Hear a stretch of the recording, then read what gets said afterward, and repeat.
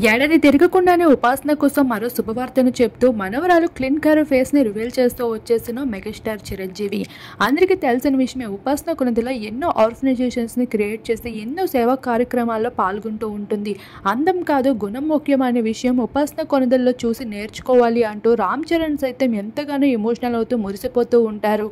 అయితే ఉపాసన తన అందంగా ఉండదని, ఇండస్ట్రీలో తన ఫేసే అంతంత మాత్రమే అంటూ సినీ ఇండస్ట్రీ వాళ్ళు తనని ఎంత తక్కువ చేసినా అప్పటికి అందం ముఖ్యం కాదు, సంస్కారంతో పాటు టాలెంటే ముందు అంటూ ఉపాసన అన్ని రంగాల్లో ముందుకు వెళ్ళిపోతూ ఉంది. 8 ఏళ్ల పాటు పోరాడి ఆఖరికి క్లిన్కార్కి జన్మనిచ్చి అయితే మెగా ఇంట వారసురాల్ని తెచ్చేసింది. అయితే ఉపాసన కొనిదెల ఏం చేసినా ఎంతో ప్రత్యేకంగా ఉంటుంది. ఈ విషయంపై మెగాస్టార్ చిరంజీవి సైతం కోడల్ని చూసి మురిసిపోతూ ఉంటాడు.